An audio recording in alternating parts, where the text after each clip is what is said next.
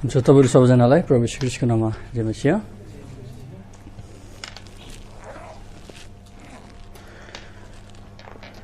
तपाईहरु मसँग आफ्नो बाइबल पल्टाउन सक्नुहुन्छ। हामी एफएसी 5 अध्यायमा जानेछौं।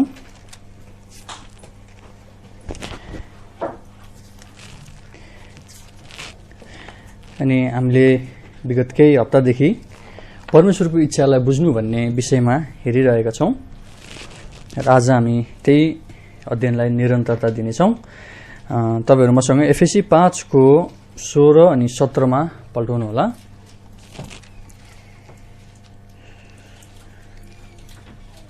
एफएसी 5 को 16 अनि 17 त्यहाँ यसरी लेखिएको छ, समय खेर जान नदेऊ किनकि दिन खराब छन्। यसैकारण मूर्ख नहो, तर प्रभुको इच्छा के रहेछ सो बुझ्ने हो।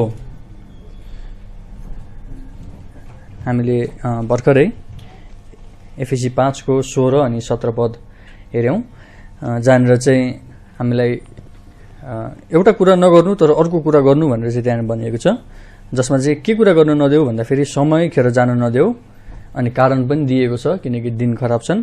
र 17 पदमा चाहिँ अब हामीले गर्नुपर्ने कुरा के हो त भन्दा फेरि मूर्ख नबनिकन प्रभुको इच्छालाई बुझ्ने हो भनेर भनिएको छ। हामी यस वचनको भागलाई प्रभुको हातमा राखौं, त्यसपछि हामी अगाडि बढ्नेछौं। म प्रार्थना गर्नेछु, तपाईहरु मसँग रहनु होला। हे हाम्रा स्वर्गमा बस्नुहुने स्वर्गीय पिता अनि जीवित परमेश्वर बुवा, म तपाईलाई धन्यवाद भन्न चाहन्छु आजको यस सुन्दर दिनको निम्ति अनि हामीलाई दिनुभएको तपाई प्रभुको पवित्र वचनको निम्ति अनि सत्यताको निम्ति। प्रभु, जुन कुराहरू हामीले विगतका दिनहरूदेखि विगतका हप्ताहरूमा सिक्न पाएका छौं प्रभु, तपाई परमेश्वरको इच्छालाई कसरी बुझ्ने भन्ने कुरालाई अनि आज हामी त्यही कुरालाई निरन्तरता दिन गइरहेका छौं। अनि जुन कुराहरू मैले ल्याएको छु प्रभु, म आफै त होइन तर तपाई परमेश्वरको आत्मा पवित्र आत्माद्वारा मलाई चलाउनु भएको होस् अनि जे कुराहरू सिकाउनु पर्ने छ त्यसमा तपाई प्रभुको अगुवाई रहन सकेको होस् अनि साथै सुन्नु हुनेहरू हरेकलाई तपाई प्रभुले आशिष दिनुभएको होस्। प्रभु, हामी सबैमा यस वचनद्वारा तपाई प्रभुले काम गर्नुभएको होस्। यस वचनको भागलाई तपाई परमेश्वरको हातमा राख्दै आशिष माग्छु, हामीलाई प्यार गर्नुहुने येशू प्रभु ख्रीष्टको नाममा, आमेन। हामीले अस्तिको हप्ता के सिकेका थियौं भन्दा फेरि परमेश्वरको लिखित इच्छा चाहिँ के छ भन्ने कुरालाई हामीले हेरेका थियौं। अनि त्यसमध्येमा चाहिँ के हेरेका थियौं भन्दा फेरि परमेश्वरको इच्छाहरू चाहिँ वास्तवमा दुई किसिमले प्रकट गरिएको छ। एउटा कुरा चाहिँ सकारात्मक तरिकाले, जसमा चाहिँ हामीले यो कुराहरू गर्नु भनेर चाहिँ उहाँले हामीलाई भन्नुभएको छ भने, अर्को चाहिँ नकारात्मक तरिकाले अर्थात् यी कुराहरू चाहिँ नगर्नु भनेर चाहिँ हामीलाई भनिएको छ। जस्तै तपाईले हामीले भर्खरै हेरेको चाबी पदमा नि हेर्नुहुन्छ भने त्यहाँ केही कुरा गर्नु र अर्को कुरा चाहिँ नगर्नु भनेर हामीलाई भनिएको छ हैन। जस्तै 16 पदमा हेर्नुभयो भने समय खेर जान नदिनु भनेर भनिएको छ र 17 पदमा हेर्नुभयो भने चाहिँ मूर्ख नहुनु भनेर भनिएको छ।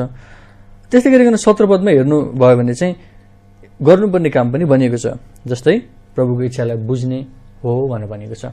हामीले त्यस्तै गरिकन चाहिँ ती कुराहरूलाई हेरेका थियौं र हामीले केही बुँदाहरूलाई हेरेका थियौं, जस्तै उहाँको इच्छा के छन् त लिखित रूपमै स्पष्ट रूपमा चाहिँ हामीलाई परमेश्वरको इच्छा यो हो भनेर चाहिँ के भनेको छन् भनेर हामीले हेर्दाखेरि चाहिँ पहिलो कुरा हेरेका थियौं, हामीले मुक्ति पाएका हौं अथवा बचाइएका हौं भनेर चाहिँ परमेश्वर चाहनुहुन्छ। त्यस्तै गरिकन चाहिँ अर्को कुरा चाहिँ हामी पवित्र हौं भनेर चाहिँ उहाँले चाहनुहुन्छ हाम्रो जीवनहरुमा हैन। अनि त्यस्तै गरिकन चाहिँ हामी हरेक विश्वासीहरू चाहिँ समर्पित व्यक्तिहरू बनौं अथवा उहाँले चाहिँ त्यो किसिमको इच्छा गर्नुहुन्छ भनेर हामीले हेरेका थियौं। त्यस्तै गरिकन हामी सबैजना चाहिँ आत्माले भरपूर हुने व्यक्तिहरू बन्न सकौं भन्ने इच्छा चाहिँ परमेश्वरले गर्नुहुन्छ भन्ने कुरालाई हामीले हेरेका थियौं। त्यस्तै गरिकन चाहिँ एउटा क्रिस्चियन भइसकेपछि चाहिँ हामी दुःख भोग्नेहरू पनि बनौं अथवा होऔं भनेर चाहिँ हामीले हेरेका थियौं भने अन्तिममा चाहिँ हामी सबैजना चाहिँ धन्यवादी व्यक्ति बन्न सकौं भन्ने इच्छा चाहिँ परमेश्वरले चाहनुहुन्छ भन्ने कुरालाई हामीले हेरेका थियौं। अब आज चाहिँ हामी के हेर्न गइरहेका छौं भन्दा फेरि परमेश्वरको अलिखित इच्छा। हामी प्रत्येक विश्वासीहरूको निम्ति केही कुराहरू चाहिँ परमेश्वरले सबैमा चाहनुहुन्छ हैन। जस्तै सबैले मुक्ति पाएको चाहनुहुन्छ हैन, सबैजना पवित्र जीवन जिएको चाहनुहुन्छ सबैजना समर्पित जीवन जिएको चाहनुहुन्छ, सबैजना पवित्र आत्माले भरपूर भएको चाहनुहुन्छ, सबैजनाले दुःख भोगोस् भन्ने चाहनुहुन्छ, सबैजना धन्यवादी भएको होस् भन्ने चाहनुहुन्छ। तर हामी प्रत्येकको जीवनमा त्यस्ता केही कुराहरू हुन्छन् जुन कुराहरू चाहिँ हामी सबैजनाले नै गरेको चाहिँ परमेश्वर चाहनुहुन्न। बुझ्नुभयो? जस्तै उदाहरणको निम्ति मैले कुनै एउटा काम गर्दैछु भने, मानव व्यावसायिक रूपमा आफ्नो परिवारको वास्ता गर्नको निम्ति मैले गर्दैछु भने त्यही काम चाहिँ अर्को फलानु व्यक्तिले गर्नै पर्छ भनेर चाहिँ परमेश्वरले इच्छा गर्नुहुन्न, होइन त? त्यो मेरो निम्ति परमेश्वरको इच्छा एउटा छ र अरूको निम्ति परमेश्वरको इच्छा अर्कै छ। अनि हामीलाई पवित्र आत्माले दिनुभएको दानहरू त्यही कारणले गर्दा फेरि हो, होइन? सबैको उद्देश्य भनेको परमेश्वरको महिमा गर्नु हो, होइन? परमेश्वरको निम्ति जिउनु हो, तर फरक फरक तरिकाले जिउनु हो। अब तपाईँले यसरी भन्नु होला, मैले मुक्ति पाएको छु, होइन? म पवित्र पारिएको छु, पवित्र जीवन जिउँछु, म समर्पित व्यक्ति पनि हुँ आफ्नो परिवारप्रति, आफ्नो बाबुआमाप्रति, आफ्ना शासकहरूप्रति। त्यस्तै गरिकन चाहिँ तपाईँले भन्नुहोला, म ख्रिस्टको निम्ति सबै सतावटहरूमा खडा हुन चाहने व्यक्ति हुँ अथवा खडा भएको व्यक्ति हुँ। अनि तपाईँले भन्नुहोला, म परमेश्वरप्रति र आफूसँग भएको कुराहरूप्रति धन्यवाद दिन चाहने व्यक्ति अथवा धन्यवादी व्यक्ति हुँ भनेर भन्नुहोला। अनि अझै मैले के काम गर्ने भनेर मैले कसरी जान्ने त, होइन? ती कुराहरू त छन्, लिखित कुराहरू त छन्, मैले आगे पालन गरेँ।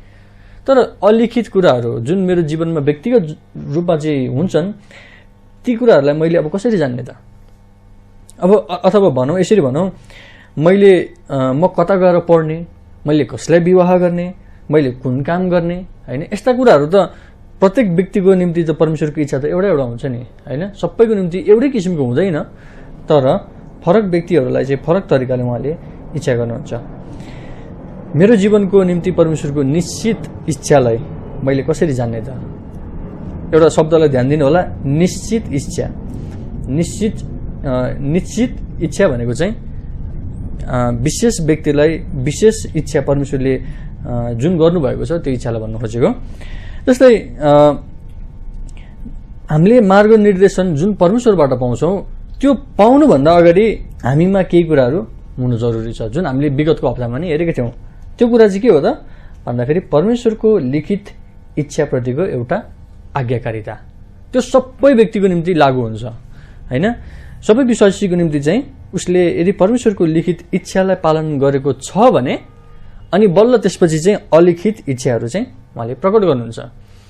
परमेश्वरले जुन इच्छा चाहिँ हामीमा गर्नुभएको छ, उहाँले स्पष्टसँग भन्नुभएको छ, त्यही कुराहरूलाई चाहिँ हामीले पालन गरिरहेका छैनौँ भने परमेश्वरले हामीलाई हाम्रो जीवनमा उहाँले गर्नुहुने अलिखित इच्छा किन प्रकट गर्नुहुन्छ र?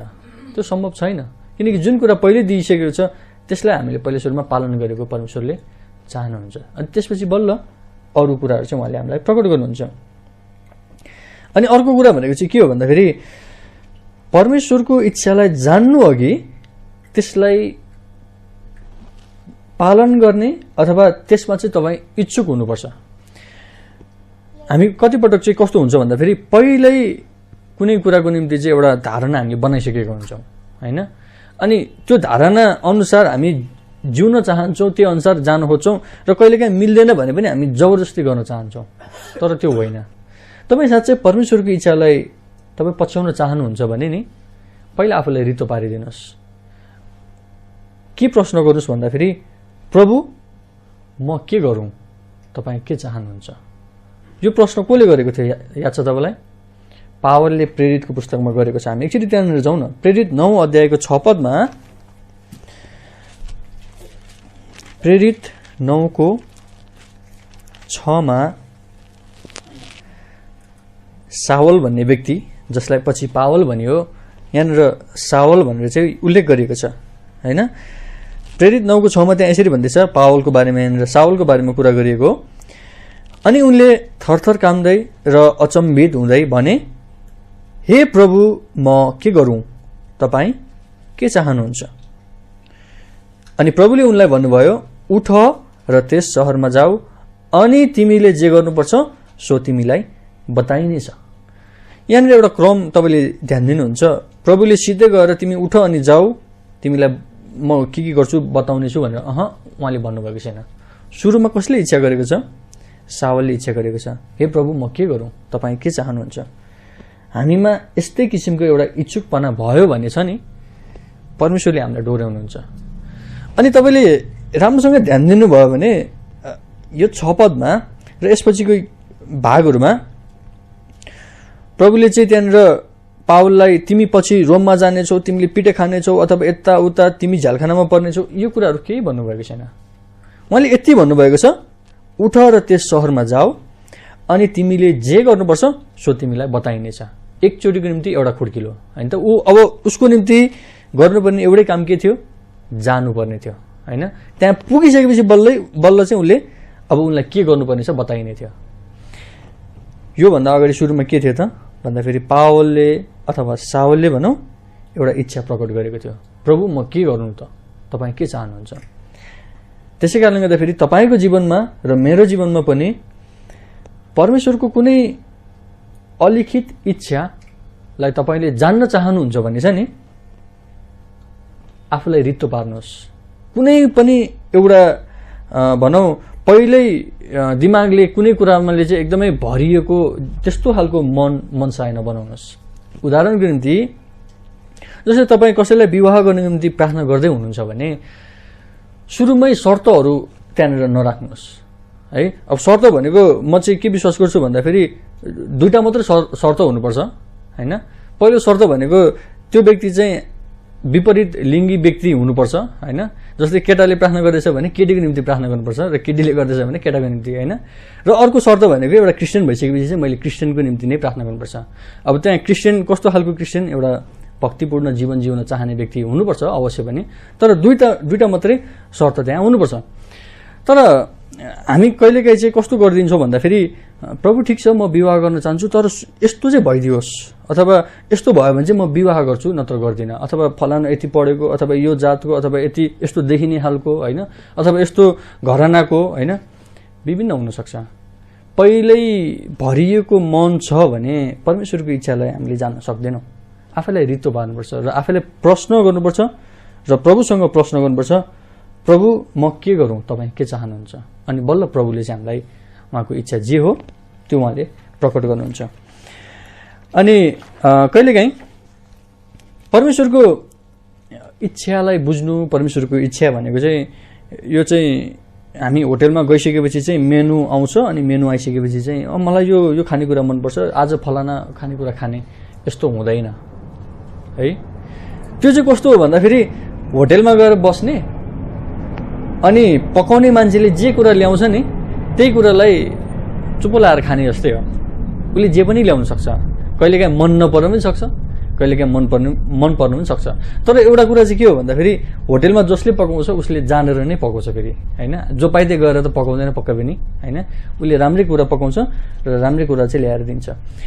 परमेश्वरको इच्छालाई बुझ्नु भनेको चाहिँ हामीले छनौट गर्ने होइन, तर परमेश्वरले छनौट गर्ने हो है।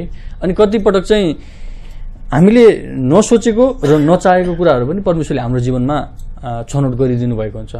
कसको निम्ति? हाम्रै भलाइको निम्ति। त्यसै कारणले गर्दाखेरि हामीमा यस्तो किसिमको हृदय हुनुपर्छ कि हामीले चाहिँ परमेश्वरको इच्छालाई बुझ्न इच्छुक भएको हृदय भयो भने बल्ल उहाँले चाहिँ हामीमा काम गर्नुहुन्छ। कहिलेकाहीँ हामी कस्तो एउटा स्वभावहरू देखाउँछ भन्दाखेरि म को हुँ भन्ने र मलाई म के कुराहरू गर्न सक्छु भन्ने कुरालाई मैले निर्धारण गर्छु होइन। ममा के सामर्थ्य छ र ममा के दुर्बलताहरू छ होइन, म के गर्न सक्दिनँ भन्ने कुरालाई म पहिल्यै एउटा अनुमान लगाउँछु। अनि त्यसपछि म के गर्छु भन्दाखेरि यतिसम्म भयो भने चाहिँ म गर्न सक्छु है भनेर आफूलाई एउटा चाहिँ घेरामा राख्छौँ होइन। अनि त्यो भित्र बसिरहन्छौँ, योभन्दा बाहिर जानै चाहँदैनौँ। अनि हामी के भन्छौँ, प्रभु म तपाईँको इच्छा पुरा गर्न चाहन्छु, मलाई देखाउनुहोस् तपाईँको इच्छा भनेर हामी भन्न चाहन्छौँ। तर त्यसरी हुँदैन है, त्यसरी हुँदैन। किन भन्दाखेरि परमेश्वरले हामीमा काम गर्नुहुन्छ भने हामीले के जान्छौँ त्यसमा होइन है, तर परमेश्वरले के चाहनुहुन्छ त्यस अनुसार गर्नुहुन्छ। एकचोटि मोसाको जीवनमा एकचोटि याद गर्नुहोस् त, उनले के बाहना बनाएको थिए, प्रभु म त बोल्नै सक्दिनँ हैन, म कसरी गर्न सक्छु र यसरी अगुवाईको काम? त्यहाँनिर मोसाले के गर्न सक्दैन भन्ने कुरामा प्रभुले उनलाई चुन्नु भएको थिएन। तर मोसाले कसरी गर्न सक्छ अथवा उहाँले उनीद्वारा चाहिँ के काम गर्न सक्नुहुन्छ भन्ने कुराद्वारा चाहिँ उहाँले उनमा एउटा इच्छा प्रकट गर्नुभएको थियो। त्यसै कारणले गर्दाखेरि परमेश्वरको इच्छालाई बुझ्न चाहनुहुन्छ भने हामीमा भएको सामर्थ्य, हामीमा भएको दुर्बलता, यी कुराहरूले कहिले पनि काम गर्न सक्दैनन् है। हामीले त्यसलाई नै एउटा आधार बनाउनु हुँदैन।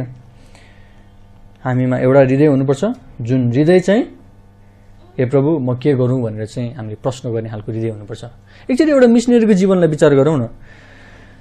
के मिसनरीहरूले अरू ठाउँमा जाँदाखेरि कहिलेकाहीँ देशभित्रकै अरू ठाउँ हुनसक्छ, कहिलेकाहीँ देशभन्दा बाहिरको अरू ठाउँ हुनसक्छ, के उनीहरूले सबै कुरा जानेका हुन्छन् त? पक्कै हुँदैनन् है, पक्कै हुँदैनन्। तर उनीहरूले प्रभुलाई एउटै प्रश्न गरेका हुन्छन्, प्रभु यदि तपाईँले चाहनुभयो भने म गर्नेछु, तपाईँ के चाहनुहुन्छ म गर्नेछु। त्यसै कारणले गर्दाखेरि हाम्रो जीवन सीमित छैन। परमेश्वरले हामीमा काम गर्नुहुन्छ भने हामीले नसोचेको कुराहरू पनि उहाँले हाम्रो निम्ति गर्नुहुन्छ। पहिलो कोरिन्थीको पुस्तकमा पनि त्यही कुरा भनेको छ हैन। उहाँलाई चिन्ने व्यक्तिहरूको निम्ति उहाँले हामीले नसोचेका, आँखाले नदेखेका हैन, चित्तमा नपसेका कुराहरू पनि उहाँले हाम्रो निम्ति गर्न सक्नुहुन्छ। त्यसै कारणले गर्दाखेरि आफूलाई सीमित नबनाऊ, तर प्रभुलाई पुरै प्रभुमा चाहिँ आफूलाई पुरै समर्पित गरौँ, अनि बल्ल हामीले चाहिँ उहाँको इच्छालाई जान्न सक्छौँ। अर्को कुरा चाहिँ परमेश्वरको इच्छालाई अब पत्ता लगाउनुको निम्ति, आफ्नो जीवनमा पत्ता लगाउनुको निम्ति केही चिन्ह स्तम्भहरू हामी हेर्न गएका छौँ। जस्तै चिन्ह स्तम्भ भनेको चाहिँ साइन पोस्ट भन्छ नि।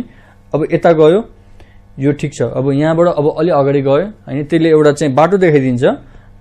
हामी कुनै बाटोमा जाँदैछौँ भने त्यहाँनिर चाहिँ ठाउँ ठाउँमा चाहिँ त्यहाँनिर साइनबोर्डहरू राखिएको हुन्छ। यहाँबाट गयो भने चाहिँ फलानु ठाउँमा पुगिन्छ, अथवा फलानु ठाउँ आउनलाई चाहिँ यति बाँकी छ। हामी त्यस्तै कुराहरूलाई चाहिँ हेर्न गइरहेका छौँ। परमेश्वरको इच्छालाई बुझ्ने साइन पोस्टहरू के हो त, अथवा चिन्ह स्तम्भहरू चाहिँ के हुन् त? पहिलो कुरा चाहिँ परमेश्वरको वचन नै हो। परमेश्वरको वचन नै हो। कुनै मानिसको विचार वा कुनै मानिसको क्षमता होइन, परमेश्वरको वचन हो। यदि तपाईँ बचाइनु भएको छ, मुक्ति पाउनु भएको छ भने हैन, अघि हामीले हेरेको ती सबै लिखित इच्छाहरू तपाईँले सबै कुराहरू पालन गरिरहनु भएको छ, तपाईँ गम्भीर हुनुहुन्छ भने अब तपाईँले चाहिँ हामीले हेर्न लागिरहेको ती चिन्ह स्तम्भहरूलाई पछ्याउन सक्नुहुन्छ। अनि तपाईँले साँच्चै गम्भीर रूपमा यी कुराहरूलाई हेर्नुभयो भने परमेश्वरको इच्छा बुझ्नलाई गाह्रो छैन। फेरि है, हामी इमान्दार हुन्छौँ भने परमेश्वरले ती कुराहरू देखाउनुहुन्छ। हुनसक्ला तपाईँले पवित्र शास्त्रको यस्तो पद वा यस्तो खण्ड ठ्याक्कै तपाईँले आफ्नो जीवनमा नपाउनु पनि होला हैन। तर सम्भवतः के एउटा सम्भव हुन्छ भने, अथवा के निश्चित छ भने तपाईँले बाइबलको कुनै न कुनै सिद्धान्त चाहिँ त्यहाँनिर पाउनुहुन्छ है, कुनै कुरालाई गर्ने कि नगर्ने भन्ने सन्दर्भमा। जस्तै एउटा स्वामित्वको सिद्धान्त हैन, त्यसले के भन्दछ भन्दाखेरि परमेश्वरद्वारा छुटकारा दिइएको व्यक्ति परमेश्वरको नै हो। अनि एक क्रिस्चियनलाई पापबाट छुटकारा दिइएको छ र अब चाहिँ उनी परमेश्वरकै हुन्। अनि यसले उनीहरूको जिउने तरिकालाई चाहिँ प्रभाव गर्दछ अथवा प्रभावित तुल्याउँदछ। भन्नु खोजेको मतलब चाहिँ के भन्दाखेरि हामीले जे कुराहरू गर्छौँ नि, हामीले के को आधारमा गर्छौँ भन्दाखेरि हामी परमेश्वरको सन्तान हौँ, परमेश्वरद्वारा किनिएका हौँ भन्ने एउटा धारणा बनाएर अथवा त्यो एउटा सिद्धान्तमा रहेर चाहिँ हामी काम गर्छौँ। अर्को उदाहरणको निम्ति जस्तै हेरौँ, तपाईँले पहिलो कोरिन्थी 10:30मा हेर्नुभयो भने चाहे खाऊ तिमी, चाहे पिउ, चाहे जेसुकै गर, परमेश्वरको महिमा गर भनेर भनेको छ। तपाईँले कुनै कुरा गर्दै हुनुहुन्छ नि, त्यो कुरामा परमेश्वरको महिमा हुन्छ कि हुँदैन? मानौ तपाईँ कुनै एउटा ठाउँमा जागिर खान जानुभयो, तपाईँलाई चाहिँ हप्तामा 7 दिन होइन 12 घण्टा मानौ दिनभरि काम गर्नुपर्ने भयो, तपाईँ मण्डली आउन पाउनु हुने भएन। परमेश्वरको महिमा त्यसमा हुन्छ कि हुँदैन? त्यसमा मलाई लाग्छ हुँदैन परमेश्वरको महिमा। किनकि परमेश्वरको लिखित इच्छा के पनि छ भन्दाखेरि हामी मण्डलीमा उपस्थित हुनु पनि उहाँको इच्छा छ हैन। हामी भेला हुनुपर्छ भनेर उहाँले हामीलाई सिकाउनु भएको छ हैन, उहाँको एउटा आज्ञा हो। र हामी त्यो आज्ञाभन्दा विपरीत चाहिँ हामी जान खोज्छौँ, मण्डली आउँदैन भने परमेश्वरको महिमा त्यहाँ हुँदैन। हामी एउटा सिद्धान्त बनाउन सक्छौँ, परमेश्वरको महिमा नहुने कुरामा चाहिँ उहाँको इच्छा पनि हुँदैन। जस्तै हामीलाई के थाहा छ भन्दाखेरि हाम्रो जीवन छ नि, सबैजनाको जीवनमा चाहिँ जुनसुकै अवस्थामा पनि बाइबलले हामीलाई मार्ग निर्देशन चाहिँ गर्न सक्छ। किन थाहा छ? भजन संग्रह 119 को 105 ले के भन्दछ एकचोटि हेरौँ न।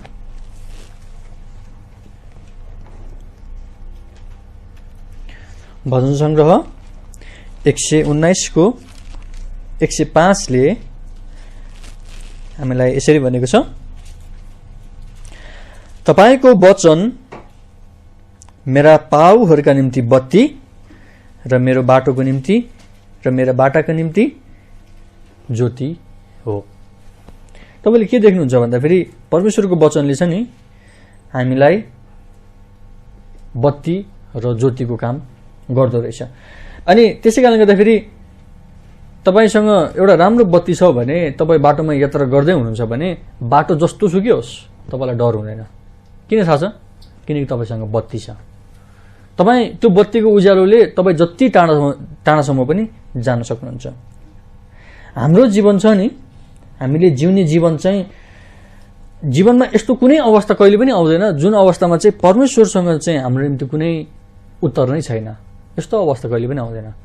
जे कुरा छ बाइबलमा छ र जे कुराहरू हामीले जान्नुपर्ने छ ती सबै बाइबलमा कुनै चाहिँ एउटा डाइरेक्ट भनौँ अथवा स्पष्ट रूपमा चाहिँ हामीलाई आज्ञा गरेको छ भने कुनै चाहिँ एउटा सिद्धान्तको रूपमा चाहिँ हामीलाई आज्ञा गरेको छ। त्यसै कारणले गर्दाखेरि पहिलो कुरा चाहिँ परमेश्वरको वचन हो। परमेश्वरको वचनलाई चाहिँ हामीले पछ्याउनुपर्छ र यसमा चाहिँ हामी हिँड्नुपर्छ। अर्को कुरा चाहिँ चिन्ह स्तम्भ 2 अथवा साइन पोस्ट 2 भन्न सक्छौँ। त्यो भनेको चाहिँ प्रार्थना हो। परमेश्वरको इच्छालाई कसरी जान्ने? प्रार्थना गरेर। याकुब 1:5 मा एकचोटि हामी हेरौँ। याकुबको पुस्तक 1:5 मा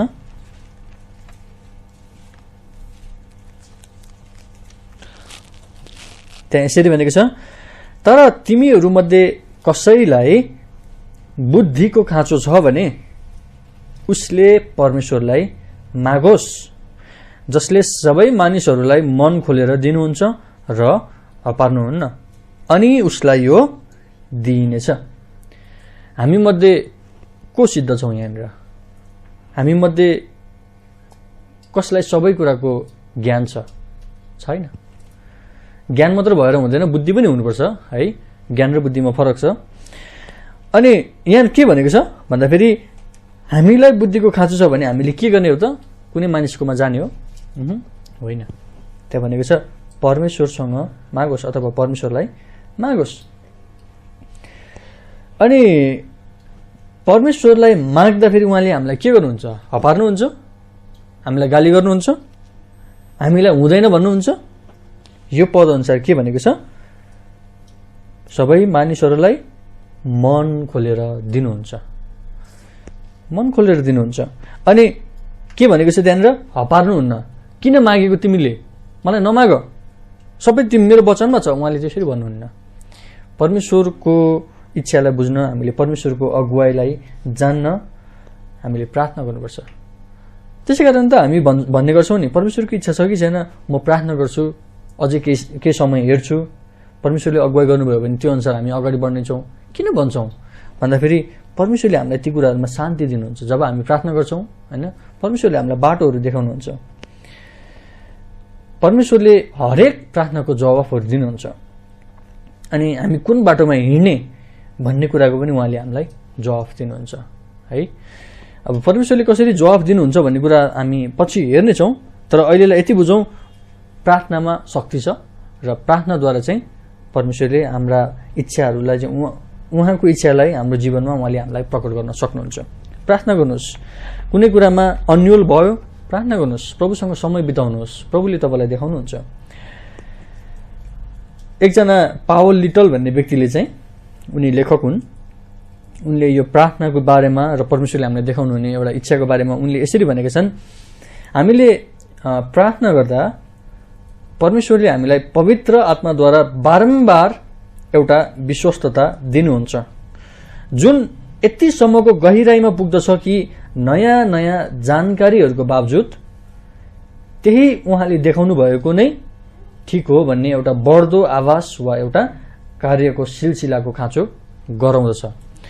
भन्नु खोजेको मतलब चाहिँ के हो भन्दाखेरि जस्तै तपाईँले कुनै कुराको निम्ति प्रार्थना गर्नुभयो हैन, मानौ तपाईँ कुनै ठाउँमा चाहिँ काम गर्ने सन्दर्भमा तपाईँले प्रार्थना गर्नुभयो, त्यो ठाउँ एकदम असल छ हैन, त्यो ठाउँमा चाहिँ तपाईँले एउटा आत्मिक उन्नति देख्नुहुन्छ अथवा त्यो ठाउँमा चाहिँ तपाईँले परमेश्वरको इच्छालाई देख्नुहुन्छ, प्रार्थना गर्दै जानुभयो, तपाईँलाई यदि साँच्चै परमेश्वरको इच्छा हो भने तपाईँलाई यति निर्धक्क हुन्छ कि यो परमेश्वरको इच्छा नै हो हैन। त्यहाँनिर अवस्थाहरू एकदमै गाह्रो हुनसक्छ, कहिलेकाहीँ समस्याहरू एकदमै आइदिनु सक्छ, तर पनि तपाईँलाई भित्र हृदयमा चाहिँ के थाहा हुन्छ भन्दाखेरि यहाँ परमेश्वरको इच्छा छ है। किनकि मैले यति लामो समयदेखि प्रार्थना गरिरहँदाखेरि परमेश्वरले मलाई देखाउनु भएको छ, पवित्र आत्माद्वारा चाहिँ त्यो कुरा मलाई प्रकट गरिएको छ, अथवा भनौँ न एकदमै म ढुक्क छु भन्ने किसिमको सोचाइहरू चाहिँ उहाँले हामीलाई हालिदिनुहुन्छ। जस्तै एउटा अरब राष्ट्रमा अथवा भनौँ चीन जस्तो देशमा मानव कुनै व्यक्ति मिसनरी भएर जाँदैछ भने त्यो व्यक्ति कसरी जान्छ होला त? अरब राष्ट्र हामीलाई थाहा छ, त्यहाँनिर चाहिँ क्रिस्चियनहरू भनिसकेपछि एकदम उनीहरूले घृणा गर्छ हैन। हामीलाई थाहा छ चीनमा क्रिस्चियनहरू भनिसकेपछि एकदम घृणा गरिन्छ, एकदमै त्यहाँनिर चाहिँ कडा छ हैन। उनीहरूलाई त्यस्तै पऱ्यो भने उनीहरूलाई झ्यालखानामा हालिदिन्छ, थुनेर राखिदिन्छ। त्यस्तो ठाउँहरूमा पनि कुनै व्यक्ति कसरी मिसनरी भएर जान सक्छ नि त? किन थाहा छ? किनकि परमेश्वरको इच्छा चाहिँ उहाँले उनीहरूलाई प्रकट गर्नुभएको कारणले गर्दाखेरि हो। जब उनीहरूले प्रार्थनामा समय बिताउँछन् त्यहाँ अवस्था हेर्दाखेरि त नजाउँ जस्तो लाग्छ, तर परमेश्वरले उनीहरूलाई देखाउनु भएको एउटा विश्वस्तताको कारणले गर्दाखेरि उनीहरूले नाइ भन्न सक्दैनन्, उनीहरू जान्छन्। त्यसै कारणले गर्दाखेरि प्रार्थना गर्नुभयो भने परमेश्वरले तपाईँलाई उहाँको इच्छाहरू प्रकट गर्नुहुन्छ। परिस्थितिहरू आफूले नसोचेको जस्तो भए तापनि हैन, कहिलेकाहीँ बाहिर गएको जस्तो देखे तापनि तपाईँमा त एउटा निर्धक्कता हुन्छ, यसमा परमेश्वरको इच्छा छ है। कहिलेकाहीँ अवस्थाहरू फरक भइदिन सक्छ। त्यसै कारणले गर्दाखेरि प्रार्थना गर्नुहोस् परमेश्वरको इच्छालाई जान्नु छ भने। अनि अर्को कुरा चाहिँ हाम्रो साइन पोस्ट तेस्रो अथवा चिन्ह स्तम्भ 3, त्यो चाहिँ भक्तिपूर्ण सल्लाह। हितोपदेश 11:14 एकचोटि जाउँ। हितोपदेश 11:14 हामी एकचोटि हेरौँ। त्यहाँ यसरी भनेको छ, जहाँ सल्लाह छैन त्यहाँ मानिसहरू पतित हुन्छन्, तर जहाँ धेरै सल्लाहकार हुन्छन् त्यहाँ सुरक्षा हुन्छ। धेरै सल्लाहकारहरू भएको ठाउँमा के हुन्छ भनेको छ त, त्यहाँनिर सुरक्षा हुन्छ भनेर भनेको छ। अब त्यहाँनिर धेरै सल्लाहकारहरू मध्येमा चाहिँ ती व्यक्तिहरू हुनुपर्छ जुन व्यक्तिहरू चाहिँ परमेश्वरको डर मान्छन् है, परमेश्वरको भय मान्छन् र उनीहरू चाहिँ आत्मिक अगुवाहरू हुन् र तपाईँको खाँचोलाई देख्न सक्छन्।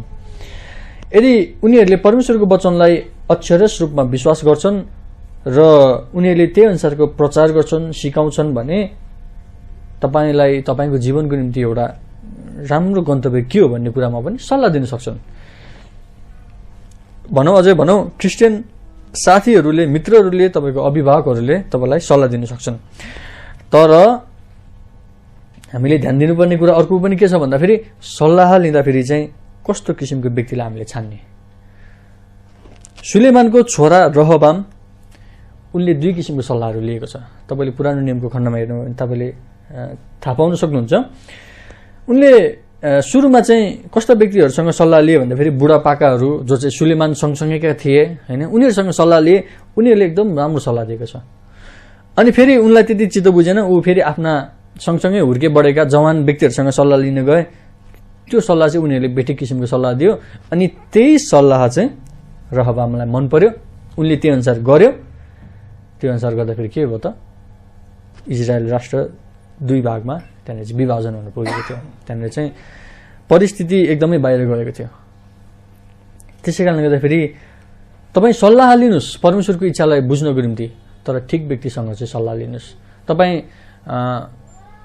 परमेश्वरको वचनलाई चाहिँ अध्ययन गर्ने सन्दर्भमा मानौ कुनै एउटा अविश्वासी व्यक्तिसँग तपाईँले सल्लाह लिन जानुभयो भने उसले के भन्छ, के पाउँछौ तिमीले, पैसा पाउँछौ, अथवा भनौँ नगरे पनि हुन्छ, किन गर्नु बेकार गयो, उनीहरूले त्यसो भन्न सक्लान्। तर तपाईँले एउटा भक्तिपूर्वक जिउन चाहने एउटा शिक्षक अथवा एउटा पास्टर अथवा एउटा अगुवा वा तपाईँको अभिभावक वा साथी वा जुनसुकै व्यक्ति कहाँ गएर चाहिँ तपाईँले सल्लाह लिनुहुन्छ भने उसले के भन्छ त यो राम्रो कुरा हो, लिनुपर्छ। आत्मिक रूपमा उन्नति हुनको निम्ति, बढ्नको निम्ति, परमेश्वरको वचनलाई अझै बुझ्नको निम्ति यसले मद्दत गर्छ भनेर उनीहरूले तपाईँलाई सिकाउन सक्छन्। त्यसै कारणले गर्दाखेरि सल्लाह लिनुहोस्, तर ठिक व्यक्तिसँग लिनुहोस्। र सल्लाह लिने मात्रै होइन, सल्लाह लिइसकेपछि त्यसलाई पालन पनि गर्नुहोस् है। यो पनि महत्त्वपूर्ण छ, किनकि सल्लाह लिनु मात्र त जसले पनि गर्न सक्छ, तर त्यो सल्लाहलाई चाहिँ पालन गर्नु भनेको के हो थाहा छ? आफूलाई नम्र तुल्याउनु पनि हो। किन भन्दाखेरि सल्लाह लिन किन लिन्छ भन्दाखेरि आफूले नजानेर त लिन्छ अथवा आफू पक्का नभएर त लिन्छ होइन। अनि कसैले त्यो कुरालाई चाहिँ ठिक तरिकाले भन्दैछ भने हामीले त्यसलाई मान्नुपर्छ, यदि त्यो परमेश्वरको वचन अनुसार छन् भने। तपाईँको जीवनमा कुनै कुरामा तपाईँलाई अन्यल छ भने ठिक व्यक्तिहरूसँग सल्लाह लिनुहोस्, परमेश्वरको इच्छा बुझ्नलाई त्यसले धेरै मद्दत गर्नेछ। अर्को चाहिँ चिन्ह स्तम्भ 4 अथवा साइन पोस्ट भनौँ 4, तपाईँको अवस्थाहरूलाई हेरेर पनि कतिपटक चाहिँ तपाईँले परमेश्वरको इच्छा छैन भन्ने कुरा अथवा छ भन्ने कुरा पनि तपाईँले देख्न सक्नुहुन्छ। कतिपटक परमेश्वरले पनि हामीलाई हाम्रा अवस्थाहरूद्वारा हामीलाई देखाउनुहुन्छ, तिमीले यो गर्नु वा तिमीले यो नगर्नु भनेर चाहिँ उहाँले हामीलाई दिनुहुन्छ। तर अवस्थालाई हेरेर मात्रै चाहिँ परमेश्वरको इच्छा चाहिँ यसमा छैन है भनेर चाहिँ हामीले भन्न सक्दैनौँ। फेरि बुझ्नु हुँदैछ नि है कुरा। किन भन्दाखेरि कतिपटक अवस्थाहरू अलिकति तल गइदिन्छ, फेरि पछि अलि पछि भएपछि मिलेर आइदिन्छ होइन। तल गए बेलामा चाहिँ ओहो यो परमेश्वरको इच्छा नै छैन भनेर हामीले तुरुन्तै छोडिदिन्छौँ भने त्यो पनि हुन सक्दैन। मानव उदाहरणको निम्ति जस्तै तपाईँले कसैलाई चाहिँ विवाह गर्नको निम्ति प्रार्थना गर्दै हुनुहुन्छ होइन, एकदम राम्रोसँग प्रार्थना भइरहेको छ। तर एउटा टाइम आयो, एउटा समय आयो जुन समयमा चाहिँ त्यहाँ अलिकति खटपट आयो है, अलिकति उसलाई चित्त बुझेन, फलाना व्यक्तिलाई, आफूले विवाह गर्न चाहेको व्यक्तिलाई, अथवा आफूलाई चित्त बुझेन, अथवा उसको परिवारलाई चित्त बुझेन, अथवा उसको मण्डलीलाई चित्त बुझेन, परमेश्वरको इच्छा कतै छैन कि क्या हो भन्ने लाग्न सक्छ है। तर त्यतिले मात्रै निर्धारण चाहिँ गर्दैन, त्यो कुरा किन आयो, के कारणले गर्दाखेरि आयो भनेर हामीले छुट्याउन सक्नुपर्छ। यदि त्यहाँनिर चाहिँ कुनै पापको कारणले गर्दाखेरि आएको हो कि अथवा कुनै एउटा मान्छेको विचारको कारणले गर्दाखेरि मात्र आएको हो कि, यो कुरालाई चाहिँ हामीले छुट्याउन सक्यो भने फेरि त्यहाँनिर हामी निर्धक्क बन्न सक्छौँ। यो परमेश्वरको वचनले भन्दा पनि मानिसको विचारले गर्दाखेरि आएको समस्या हो, त्यसै कारणले गर्दाखेरि परमेश्वरको इच्छा यसमा छ, हामी अगाडि बढ्नुपर्छ समस्या आए पनि। नत्र भने त समस्या आउने बित्तिकै यो त परमेश्वरको इच्छा छैन भनेर हामी लाग्न थाल्छौँ, त्यो पनि होइन होइन। त्यसै कारणले गर्दाखेरि परमेश्वरको इच्छालाई बुझ्ने भनेको चाहिँ कहिले कतिपटक चाहिँ हामीले अवस्थाहरूलाई हेरेर पनि हो। यो गर्दाखेरि पनि हुँदैन, त्यो गर्दाखेरि पनि हुँदैन, यहाँ जाँदाखेरि पनि हुँदैन, त्यहाँ जाँदाखेरि पनि हुँदैन, परमेश्वरको इच्छा छैन पक्कै पनि भनेर चाहिँ हामीले बुझ्नुपर्छ। एकचोटि चाहिँ त्यस्तै भएको थियो, हेटौडा जाने सन्दर्भमा मलाई जहाँ लाग्छ हाम्रो मण्डलीबाट चाहिँ कतिजना व्यक्तिहरू हेटौडा जानु खोज्नु भएको थियो। अनि त्यो गाडी यो गर्दाखेरि नमिल्ने, त्यो गर्दाखेरि नमिल्ने, त्यहाँ गर्दा पनि नमिल्ने, सबैतिर गर्दाखेरि नमिल्ने भएपछि उहाँले बुझ्नुभयो परमेश्वरको इच्छा छैन होइन। जोर जबरजस्ती गरेर जानुभएको भए उहाँहरू पुग्नु त हुन्थ्यो होला, तर केही हुन्थ्यो होला त्यहाँनिर, अथवा नहुनु पनि सक्थ्यो, थाहा छैन। तर उहाँले राम्रोसँग बुझ्नुभयो परमेश्वरको इच्छा छैन होइन। कतिपटक हाम्रो जीवनमा त्यस्तै अवस्थाहरू आउन सक्छ, मैले यो पनि गरेँ, त्यो पनि गरेँ, त्यो पनि गरेँ, त्यो पनि गरेँ, जे गर्दा पनि भएन। अनि हामी सोच्छौँ परमेश्वरको इच्छा यहाँ छैन, हामी पछाडि हट्नुपर्छ। तपाईँलाई थाहा छ पावलको जीवनमा त्यस्तै घटना घटेको थियो। एकचोटि प्रेरित 16 अध्यायमा जाउँ न। प्रेरित 16 अध्यायमा राम्रै कुरामा पनि कहिलेकाहीँ परमेश्वरले हामीलाई मनाइ गर्नुहुन्छ। किन थाहा छ?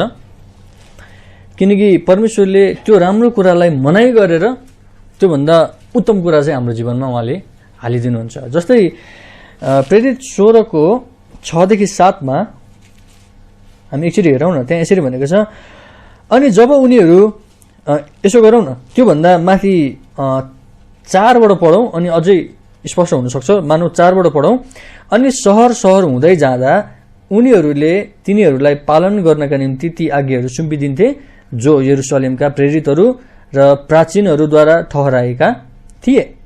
यसकारण मण्डलीहरू विश्वासमा बलिया हुँदै गए र संख्यामा पनि दिनहुँ बढ्दै गए। राम्रै कुराहरू भइरहेको छ। अब 6 पद अनि 7 पदमा हेर्नु होला।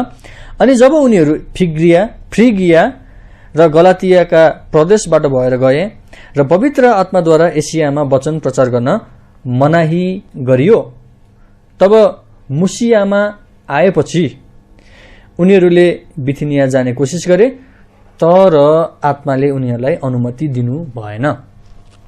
एक्चुअली तपाईँले राम्रोसँग हेर्नुभयो भने त्योभन्दा माथिको खण्डहरूमा चाहिँ उनीहरूले राम्रो राम्रो कामहरू गरेको छ। त्यहाँनिर चाहिँ मानिसहरूलाई सुसमाचार सुनाउनेदेखि लिएर होइन, त्यहाँनिर चाहिँ मानिसहरू विश्वासमा बलियो हुँदै गएको, सङ्ख्यामा पनि दिनौँ बढ्दै गएको राम्रो राम्रो कुराहरू देख्नुहुन्छ। 6 पदमा आएर त्यही राम्रो कुराहरूलाई चाहिँ उनीहरूले निरन्तरता दिन खोज्दाखेरि त्यहाँ के भएको छ? पवित्र आत्माद्वारा मनाही गरेको छ। 7 पदमा फेरि त्यहाँनिर के गरेको छ त? पवित्र आत्माले अनुमति दिनुभएको छैन। कहिलेकाहीँ परमेश्वरले हामीलाई राम्रै कुरामा पनि मनाही गर्नुहुन्छ, अनुमति दिनुहुन्न। तपाईँले त्यसपछि हेर्नुभयो भने उनलाई एसिया र बेथानियाबाट चाहिँ जानबाट रोक्नुभयो। जानुपर्ने अनुसार उनी पछिबाट कहाँ गए त भन्दाखेरि ट्रोआसमा गएको हामी पाउन सक्छौँ। ट्रोआसमा गएर उनले अझै धेरै परमेश्वरको निम्ति चाहिँ कामहरू गर्न पाएको हामी बाँकी खण्डहरूमा हामी देख्न सक्छौँ। त्यसै कारणले गर्दाखेरि सबै राम्रा कुराहरू परमेश्वरको इच्छा नै हुन्छन् भन्ने छैन। याद गर्नुहोस् विश्वासीहरू, किनकि परमेश्वरले हाम्रो जीवनमा राम्रो कुरा के हो र उत्तम कुरा के हो भन्ने कुरा पनि जान्नुहुन्छ होइन। कुनै कुरामा परमेश्वरले मनाही गर्दै हुनुहुन्छ भने त्योभन्दा उत्तम कुरा चाहिँ उहाँले तपाईँलाई दिन चाहनुहुन्छ। डेभिड लिभिङस्टोन भन्ने व्यक्ति चाहिँ उनी सुरुमा चाहिँ उनी चाइनामा एउटा मिसनरी भएर आएका थिए। चाइनामा उसको निम्ति परमेश्वरले ढोका बन्द गरिदिनु भयो है। त्यसपछि उनी कहाँ गए त भन्दाखेरि अफ्रिकामा गए। उनी यति महान प्रचारक बने, यति एउटा महान व्यक्ति बने कि उनको मृत्युपछि बेलायतको रानीले चाहिँ उसको शरीरलाई चाहिँ अफ्रिकाबाट फिर्ता मगाएर वेस्ट मिनिस्टर एबी भन्ने ठाउँमा गाडी दिएका छन्। यो किन गरे भन्दाखेरि एउटा सम्मानको हिसाबले, एउटा सम्मानको निम्ति। एकचोटि विचार गरौँ न, यही व्यक्ति थियो जो चाहिँ चाइनामा गएका थिए सुरुमा, परमेश्वरले ढोका बन्द गरिदिनु भयो। उहाँले के गर्नुभयो त? त्यसपछि उसलाई अफ्रिकामा लिएर जानुभयो। अफ्रिकामा गएपछि ऊ झन् प्रभावकारी रूपमा चाहिँ परमेश्वरको वचन बाँड्नको निम्ति उनी झन् त्यहाँनिर चाहिँ सफल भएका हामी पाउन सक्छौँ। त्यसै कारणले गर्दाखेरि परमेश्वरले तपाईँको जीवनमा कुनै असल कुरालाई मनाही गर्दै हुनुहुन्छ भने याद गर्नुहोस् त्योभन्दा असल कुरा उहाँले तपाईँको निम्ति राखिदिनु भएको छ। त्यतातर्फ चाहिँ हामीले ध्यान दिनुपर्छ। हामी कुनै कुरामा जोर जबरजस्ती नगरौँ है। जोर जबरजस्ती गर्न थाल्यौँ भने अनि त्यहाँनिर हामी समस्या हुन्छ। किन भन्दाखेरि जोर जबरजस्ती गरिसकेपछि हामीले के गर्छौँ त? हाम्रो बुद्धि प्रयोग गर्न थाल्छौँ। परमेश्वरको बुद्धि होइन है। हामीलाई याकुबमा भनेको छ कसैलाई बुद्धिको खाँचो छ भने प्रार्थना गरोस्। अनि परमेश्वरले हामीलाई बुद्धि दिनुहुन्छ। कस्तो खालको बुद्धि दिनुहुन्छ त? परमेश्वरको इच्छालाई पालन गर्ने खालको बुद्धि दिनुहुन्छ। तर कहिलेकाहीँ हामी परमेश्वरको इच्छाभन्दा बाहिर जान खोज्छौँ भने चाहिँ हामी के गर्नु खोज्छौँ भन्दाखेरि आफ्नै बुद्धिलाई लगाउन खोज्छौँ। अनि आफ्नै बुद्धिलाई लगाउँदाखेरि चाहिँ त्यहाँ समस्या उत्पन्न हुन थाल्छ। किन भन्दाखेरि हाम्रो बुद्धि के हो त भन्दाखेरि संसारिक बुद्धि हो, शारीरिक बुद्धि हो होइन। सीमित छ हाम्रो बुद्धि। अनि हाम्रो बुद्धिले केही पनि गर्न सक्दैन। मानिसको बुद्धिले चाहिँ परमेश्वरको इच्छालाई पुरा गर्न सक्दैन। त्यसै कारणले गर्दाखेरि परमेश्वरको आवाजलाई हामीले सुन्नुपर्छ। आफ्नै कुरालाई मात्रै हामीले जोर जबरजस्ती गऱ्यो भने परमेश्वरको आवाजलाई कतिखेर सुन्ने हामीले सक्दैनौँ। त्यसै कारणले गर्दाखेरि कुनै कुरा मिलिरहेको छैन भने आफैलाई प्रश्न गर्नुहोस्, परमेश्वरले यो कुरा किन हुन दिइरहनु भएको छ? मैले सबै कुरा प्रयास गरिसकेँ, त्यही पनि भएको छैन। कतै परमेश्वरको इच्छा छैन कि? साँच्चै तपाईँले त्यसरी आफैलाई प्रश्न गर्नुहुन्छ भने छ नि, परमेश्वरले तपाईँलाई त्यहाँनिर देखाउनुहुन्छ बाटोहरू। अनि अर्को कुरा भनेको चाहिँ चिन्ह स्तम्भ 5, त्यो चाहिँ सामान्य विवेकलाई हामीले प्रयोग गर्नुपर्छ है। गर्दै नहुने कुरा चाहिँ हामीले गर्न थाल्यो भने त्यहाँनिर के हुन्छ त? समस्या हुन्छ। दोस्रो तिमोथी 1:7 एकचोटि हेरौँ। दोस्रो तिमोथी 1:7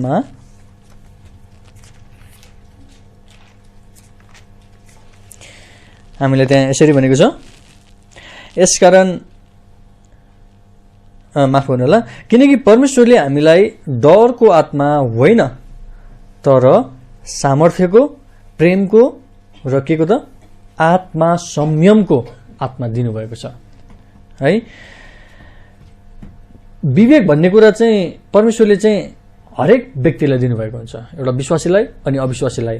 र हामी विश्वासी भइसकेपछि त झन् हामीले विवेक पनि कस्तो किसिमको विवेक राख्नुपर्छ त भन्दाखेरि दोषी विवेक होइन, खराब विवेक होइन, तर असल विवेक होइन। जुन विवेकले चाहिँ हामीले कुनै कुरा गर्दैछौँ भने त्यसमा कुनै पनि दोष हामीलाई दिँदैन। तपाईँले अरूलाई ढाँट्न सक्नुहुन्छ, तपाईँले आफैलाई ढाँट्न सक्नुहुन्न, तपाईँले परमेश्वरलाई ढाँट्न सक्नुहुन्न। त्यसै कारणले गर्दाखेरि तपाईँले कुनै कुरा गर्दै हुनुहुन्छ भने छ नि, त्यो कुराले तपाईँलाई दोषी ठहराएको छ कि छैन, आफैलाई प्रश्न गर्नुहोस्। कसैलाई भन्नु पर्दैन, आफैलाई प्रश्न गर्नुहोस्। यदि तपाईँ गल्ती गर्दै हुनुहुन्छ भने त्यसले तपाईँलाई देखाइरहेको हुन्छ मैले गल्ती गरेको छु भन्ने कुरा। पहिलो तिमोथी 1:19 पनि एकचोटि हेरौँ। पहिलो तिमोथी 1:19 त्यहाँ यसरी भनेको छ, विश्वास र असल विवेक समाति राख। यति मात्र पढौँ। सुरुमा के भनेको छ त भन्दाखेरि विश्वास र अर्को कुरा चाहिँ असल विवेक समाति राख्यौँ भने छ नि हामी सफल हुन सक्छौँ, परमेश्वरको इच्छालाई बुझ्न सक्छौँ। अनि आत्मा संयम भन्ने कुरा चाहिँ कस्तो हो भन्दाखेरि अघि हामीले हेरेको पदमा यो चाहिँ अनुशासित एउटा आत्मनियन्त्रित भएको होइन, आफैलाई चाहिँ नियन्त्रण गर्ने खालको मन हो। परमेश्वरले हामीलाई दिनुभएको बौद्धिक क्षमतालाई हामीले प्रयोग गरेको उहाँले चाहनुहुन्छ, किनकि हामीसँग सबैसँग बुद्धि छ होइन। अनि परमेश्वरले हामीलाई जे कुराहरू भरिदिनुहुन्छ नि त्यसलाई चाहिँ हामीले राम्रोसँग बुझ्नुपर्छ, ध्यान दिनुपर्छ र परमेश्वरलाई नै नियन्त्रण गर्न दिनुपर्छ। हामीले आफैले चाहिँ त्यसलाई नियन्त्रण गर्न खोज्छौँ भने त्यहाँ समस्या हुनसक्छ। तर परमेश्वरद्वारा नै नियन्त्रित एउटा विवेक हामीमा छ भने त्यसले गर्दा चाहिँ हामीले परमेश्वरको इच्छालाई बुझ्न सक्छौँ। अनि अर्को कुरा हामी हेर्छौँ भने चिन्ह स्तम्भ 6 अथवा साइन पोस्ट 6 नम्बर हाम्रा व्यक्तिगत चाहनाहरू र वरदानहरू। हामीले यसरी सोच्नु हुँदैन कि परमेश्वरले हामीलाई यस्तो कुराहरूमा लगिरहनु भएको छ जुन कुराहरू चाहिँ हामीलाई गर्नै मन छैन, हामीलाई गर्नै आउँदैन, यो सम्भवै छैन, हामीले त्यसरी सोच्नुहुन्न। थाहा छ परमेश्वरले हामीलाई जे कुराहरू आउँछ नि त्यही कुराद्वारा नै हाम्रो निम्ति उहाँले इच्छाहरू राखिदिनुहुन्छ। जस्तै मेरो निम्ति मानौ मलाई यो मेकानिकको कामहरू मलाई कहिले पनि आउँदैन र मलाई खासै त्यति इच्छा पनि लाग्दैन होइन। मैले कतिपटक सिक्नु खोज्छु तर म सक्दिनँ, मलाई एकदमै गाह्रो लाग्छ। अब परमेश्वरले चाहिँ मलाई भविष्यमा गएर चाहिँ एकदमै यो मेकानिकद्वारा नै पुरै ठुलो तरिकाले चाहिँ मलाई काम गर्नुहुन्छ भन्ने मलाई लाग्दैन है। तर उहाँले ममा चाहिँ केद्वारा काम गर्न सक्नुहुन्छ भन्दाखेरि जे कुराहरू मलाई पहिल्यै थाहा छ अथवा केही कुराहरू मलाई पहिल्यै इच्छा छ होइन, जुन कुराहरूमा चाहिँ म रमाउँछु त्यही कुराद्वारा उहाँले ममा काम गर्न सक्नुहुन्छ अथवा उहाँको इच्छा चाहिँ ममा देखाउन सक्नुहुन्छ। किन थाहा छ? यो मैले भनेको कुराहरू होइन, यो कुरा चाहिँ भजन सङ्ग्रह 37:4 भनेको कुरा हो। एकचोटि हेरौँ न, भजन सङ्ग्रह 37:4 हामीले अस्ति पनि यो पदलाई हेरेका थियौँ। त्यहाँ यसरी भनेको छ, अनि परम प्रभुमा मग्न हो र उहाँले तिम्रा हृदयका चाहनाहरू पुरा गरिदिनुहुनेछ। हाम्रा हृदयका चाहनाहरू पनि त हुन्छन् नि होइन। अनि परमेश्वरको इच्छा साँच्चै यदि हाम्रा हृदयका चाहनाहरू असल छन् भने ती पुरा पनि गरिदिनुहुन्छ उहाँले हामीलाई। परमेश्वरको इच्छा हामीले चाहने कुराहरू होइन, हामीलाई चाहिँ मनपर्ने कुराहरूद्वारा पनि उहाँले हामीलाई प्रकट गर्नुहुन्छ। तपाईँले जे कुरा जान्नुभएको छ, जे असल चाहना राख्नुभएको छ, तिनै कुराहरूद्वारा नै परमेश्वरले तपाईँको जीवनमा उहाँको इच्छालाई पुरा गर्न चाहनुहुन्छ। परमेश्वरले हाम्रा सोचाइहरूलाई पनि जान्नुहुन्छ नि होइन त, र हाम्रा क्षमताहरूलाई पनि जान्नुहुन्छ र त्यही अनुसार हामीलाई डोहोर्याउनुहुन्छ। तपाईँलाई जे कुराहरू मनपर्छ नि ती कुराहरूलाई एकचोटि ध्यान दिनुहोस्। यदि ती असल छन् भने परमेश्वरले तीद्वारा पनि आफ्नो इच्छा चाहिँ उहाँले तपाईँमा राखिदिनु भएको हुनसक्छ। अनि परमप्रभुमा मग्न भएर चाहिँ आउने कुराहरू भनेको चाहिँ कस्तो हो भन्दाखेरि परमेश्वरले नै राखिदिनु भएको इच्छाहरू हो। किन भन्दाखेरि मैले अघि नै भने जस्तै जब हामी ठिक मनसायले उहाँमा जान्छौँ हैन, जब हामी चाहिँ ठिक किसिमको जीवनहरू जिउँछौँ, उहाँको लिखित इच्छाहरूमा चाहिँ हामी हिँडिरहेका हुन्छौँ भने हाम्रा इच्छाहरू कस्तो हुन्छन् थाहा छ? परमेश्वरलाई मनपर्ने खालको इच्छाहरू हुन्छ, हो कि होइन? किन भन्दाखेरि परमेश्वरको वचनअनुसार हिँड्नु भनेको के हो त? परमेश्वरलाई मनपर्ने तरिकाले जिउनु हो। र कुनै कुरा हामी इच्छा गर्छौँ भने परमेश्वरकै इच्छाअनुसार हामी इच्छा गरिरहेका हुन्छौँ। जस्तै मानौ यदि म साँच्चै एउटा भक्तिपूर्वक जिउने व्यक्ति हुँ र परमेश्वरको इच्छालाई पालन गर्न चाहन्छु भने म कहिले पनि रक्सी पसल राख्ने म विचार गर्दिनँ, होइन त? तर म के विचार गर्छु भन्दाखेरि राम्रै पसल राख्ने विचार गर्छु, जसले चाहिँ आफ्नो साक्षी पनि नबिग्रिने र मानिसहरूको स्वास्थ्य पनि नबिग्रिने काम गर्दछ, होइन त? हो, परमप्रभुमा मग्न भइसकेपछि उहाँले हामीलाई चाहिँ असल इच्छाहरू, असल चाहनाहरू नै राखिदिनुहुन्छ, जुन कुराहरू चाहिँ उहाँले हाम्रो निम्ति पुरा पनि गरिदिनुहुन्छ।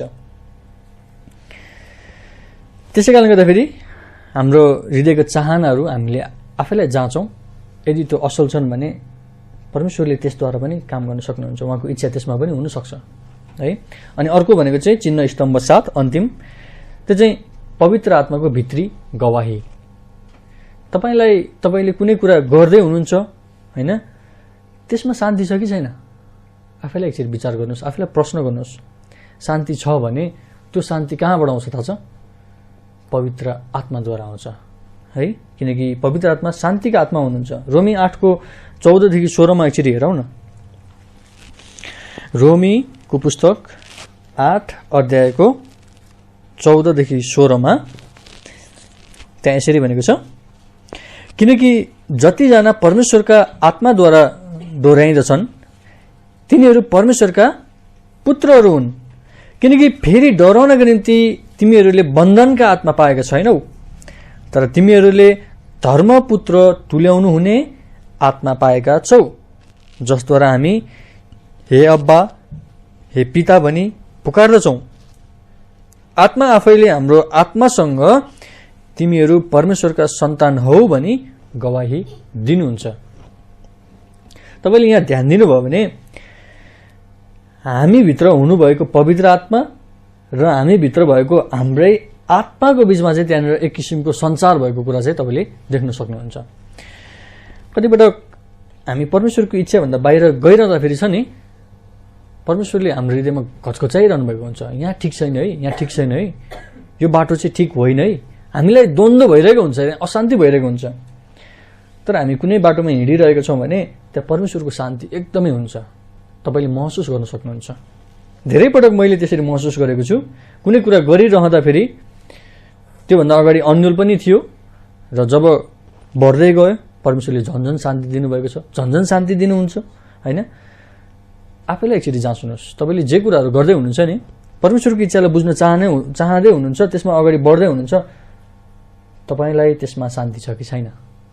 शान्ति हुनुपर्छ। यदि शान्ति छैन भने त्यहाँ केही समस्या छ है। कि त तपाईँको स्वभावमा समस्या छ, व्यवहारमा समस्या छ, कि त तपाईँले बाइबलको आज्ञा पालन गरिरहनु भएको छैन, कि त तपाईँले सबै कुराहरू पालन गरेर पनि परमेश्वरको इच्छालाई चाहिँ पालन गरिरहनु भएको छैन। पवित्र आत्माद्वाराको शान्ति तपाईँभित्र हुनुपर्छ।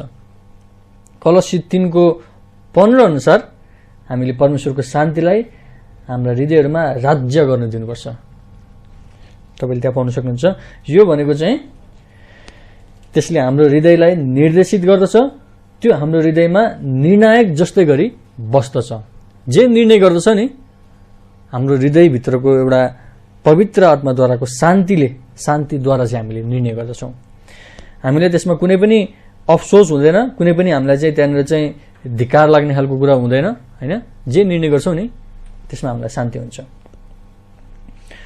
तर हामीले के विचार गर्नुपर्छ भन्दाखेरि योभन्दा अगाडिको जति पनि चिन्ह स्तम्भहरू छ होइन, जुन कुराहरू हामीले हेरेका थियौँ, ती कुराहरूलाई साँच्चै हामीले मनन गरेका छौँ कि छैनौँ, पालन गरेका छौँ कि छैनौँ, ती कुराहरूले त्यहाँनिर फरक पर्दछ। किन भन्दाखेरि कतिपटक हामी हृदयकै कुराहरू अनुसार मात्रै मलाई शान्ति छ भन्दै अगाडि बढ्दै मात्र छौँ भने परमेश्वरको वचनभन्दा बाहिर गएर चाहिँ मलाई शान्ति छ भन्दै जबरजस्ती गर्दैछौँ भने त्यहाँ पनि परमेश्वरको इच्छा सम्भव हुन सक्दैन होइन। किन थाहा छ?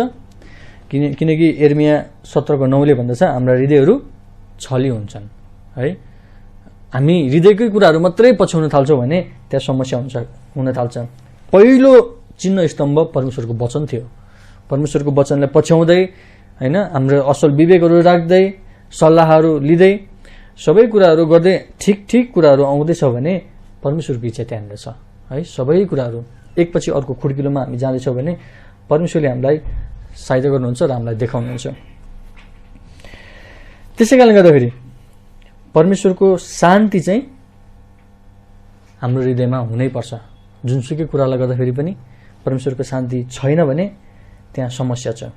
परमेश्वरको इच्छा हुनसक्छ तर हामीले त्यो गर्ने तरिका चाहिँ फरक हुनसक्छ होइन।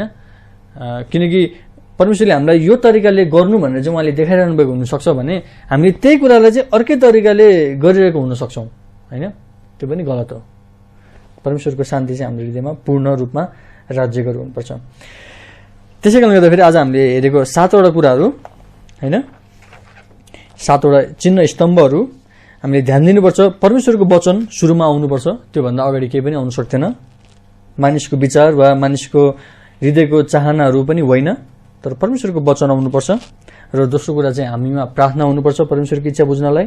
तेस्रो कुरा चाहिँ हामीले भक्तिपूर्ण सल्लाहहरू लिएर चाहिँ परमेश्वरको इच्छालाई बुझ्नलाई अझै मद्दत हुँदछ। र त्यस्तै गरिकन हाम्रा अवस्थाहरू हामीले चाहेको भन्दा जहिले पनि विपरीत मात्र जान्छन् भने कतिपटक त्यो पनि परमेश्वरको इच्छा नहुन पनि सक्छ। त्यस्तै गरिकन चाहिँ परमेश्वरको इच्छा चाहिँ हामीले सामान्य विवेक लगाएर पनि हामीले जान्न सक्छौँ भने अर्को कुरा चाहिँ हाम्रा व्यक्तिगत चाहना र हाम्रा वरदानहरू के छन् त्यो कुराहरू अनुसार पनि परमेश्वरले हामीलाई दिनुहुन्छ।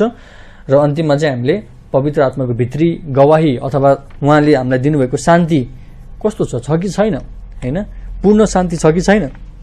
हामीले जबरजस्ती कुनै कुरामा चाहिँ शान्ति छ मात्र भनिरहेको छौँ कि त्यो पनि आफूलाई प्रश्न गर्नुपर्छ। किनकि सबै कुरा असल कुरा गर्दैमा शान्ति हुन्छ भन्ने छैन है। हुन्छ, हामी वचनको भागलाई यहीँ राखौँ, त्यसपछि हामी बाँकी भागहरूमा जानेछौँ। मलाई लाग्छ तपाईँहरूले परमेश्वरको अलिखित इच्छालाई चाहिँ कसरी हाम्रो जीवनहरूमा बुझ्ने भन्ने कुरालाई तपाईँले बुझ्नुभयो र हामी अझै आउने दिनहरूमा चाहिँ यसरी नै परमेश्वरको इच्छा कसरी हाम्रो जीवनमा हामीले थाहा पाउन सक्छौँ त भन्ने कुरालाई अझै हामी हेर्नेछौँ। हुन्छ, हामी वचनको भागलाई यहीँ राखौँ। म प्रार्थना गर्नेछु र त्यसपछि हामी बाँकी भागहरूमा जानेछौँ। म प्रार्थना गर्छु। ए हाम्रा स्वर्गमा बस्नुहुने स्वर्गीय पिता अनि जीवित परमेश्वर बुवा, म तपाईँलाई धन्यवाद भन्न चाहन्छु तपाईँ प्रभुको जिउँदो वचनको निम्ति र तपाईँ प्रभुले हामीलाई देखाउनु भएको शिक्षाको निम्ति।